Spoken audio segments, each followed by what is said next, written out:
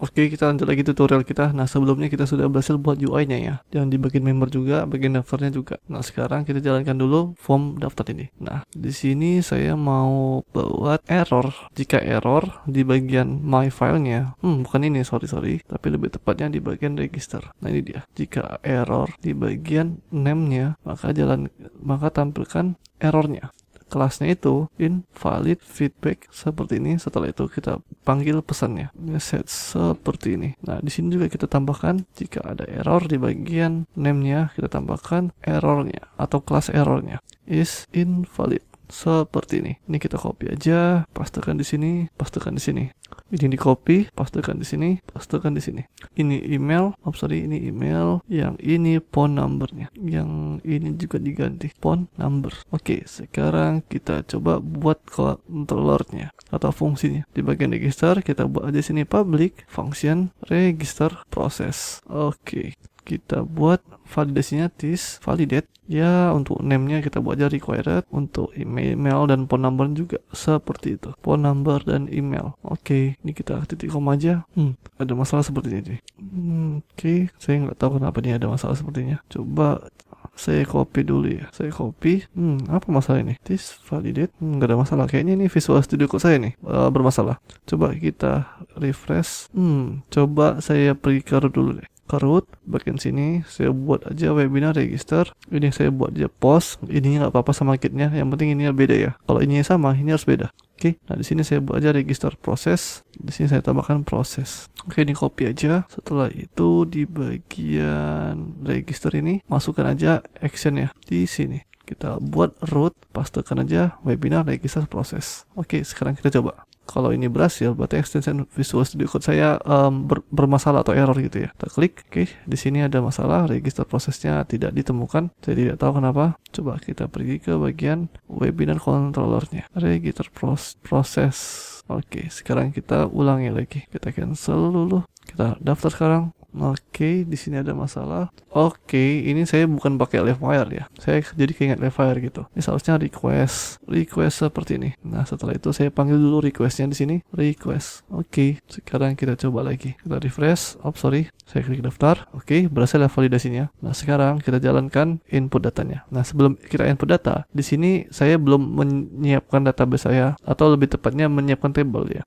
Nah, di sini kita buat aja PHP artisan make model webinar seperti ini. Langsung saja kita buat migration-nya dengan -m. Oke. Nah, kita pergi dulu ke modelnya. Kita buat aja protected sini biar bisa diinput semua kolomnya. Guarded kosong. Oke, guarded seperti ini. Nah, sekarang saya close saja, modelnya tidak dibuat. Oke, langsung saja kita pergi ke bagian database migration. Nah, kalau kalian tidak kelihatan, saya deletekan dulu. Nah, seperti ini ya filenya. Oke, sekarang kita kecilkan lagi. Nah, sekarang di sini apa aja yang dibutuhkan? Table, string, name seperti ini, email dan phone number. Nah, untuk email sama phone number yang saya buat unik ya. Jangan sampai si membernya itu nginput nomor yang sama gitu. Oke, seperti ini aja sebenarnya. Langsung saja kita PHP artisan migrate. Pastikan dulu database kalian sudah dibuat ya. Di sini saya sudah buat database saya. Coba kita pergi ke env. Oke, sesuai yang saya inginkan. Nah, sekarang langsung saja kita pergi ke terminal ini. Ya, sebenarnya di sini saya tidak konsisten ya. Seharusnya saya buka terminalnya di sini gitu. Tapi ya udahlah, udah terlanjur dibuat sini. Tonton enter saja. Oke, sesuai yang kita inginkan, sudah berhasil. Sekarang kita pergi ke database UI kita atau database manajemen kita. Nah, untuk masalah softwarenya kalian bebas saja mau pakai PHP Admin atau pakai yang punya saya ini SQL Pro. Intinya yang penting kalian bisa menampilkan database kalian gitu dan table-table kalian. Nah, sini kita pergi ke webinar ini. Oke, sesuai yang kita inginkan, ada name, email dan phone number. Langsung saja kita close ini. Nah, ini saya close aja dulu semuanya biar lebih rapi gitu ya. Ini saya rapikan dulu. Nah, sekarang kita pergi ke webinar controller. Langsung aja kita panggil modelnya webinar seperti ini. Jangan lupa diimport di atasnya. Setelah itu saya buat create seperti ini. Ini di copy aja, pastekan di sini. Nah, untuk yang required ini kita ganti jadi request seperti ini. Ini saya copy aja, saya pastekan di sini. Oke, sesuai yang kita inginkan. Sekarang ketika sudah selesai di input, langsung dimunculkan alert lah gitu ya. Nah, sekarang kita buat aja alertnya sederhana aja gitu. Kita buat aja alert di sini. Example, copy aja yang ini ya, yang sukses ini. Oke, kita copy aja yang ini, saya pastekan di master aja. Di master, oke, di bagian atas atas navbar aja lah ya. Nah, jadi kita buat kondisi di sini, jika ada alert sukses, maka tampilkan alert sukses ini. Nah, untuk pesannya kita tampilkan di sini, session sukses. Nah, biar lebih rapi saya tambahkan kontainer ya, kontainer. Oke. Nah, sekarang kita coba buka ke controller. Nah, di sini, oke, langsung saja kita return, redirect kemana? Ya ke sini aja gitu. Return back aja gitu ya. Kenapa? Karena saya mau halaman member ini tuh seharusnya diakses hanya admin aja gitu ya. Jangan sampai membernya bisa ngeliat juga gitu. Nah, maka dari itu di sini saya return back aja gitu ya. Udah kan, dengan flash data sukses. Setelah itu parameter keduanya atau pesannya, kamu berhasil mendaftar gitu ya, berhasil mendaftar. Oke, sekarang kita coba cek ke bagian register. Nah, ini udah cukup ya sebenarnya. Sekarang kita coba daftar user kita. Kita refresh. Sekarang kita tambahkan di sini misalkan Ferry Darmawan, alamat. Aduh, ini ada kesalahan penamaan kesalahan tulisannya. Oke, kita refresh dulu. Ferry Darmawan, emailnya apa?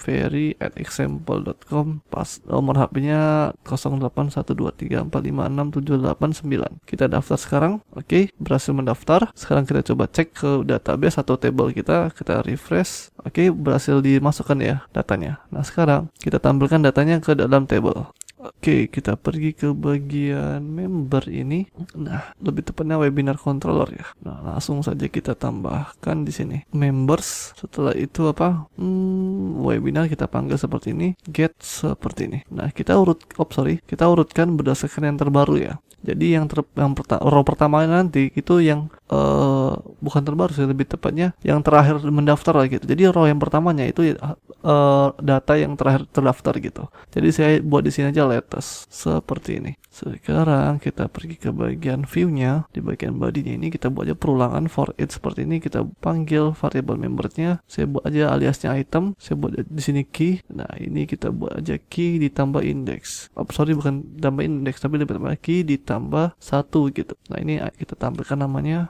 item name. Ini emailnya, item email. Yang terakhir nomor HP-nya, item phone number. Nah, sekarang kita lihat hasilnya. Kita pergi ke member. Oke, data kita sudah berhasil ditampilkan. Nah, untuk video selanjutnya akan kita coba buat atau kita fungsionalkan fitur dari upload file ini ya. Oke, sampai jumpa di episode selanjutnya.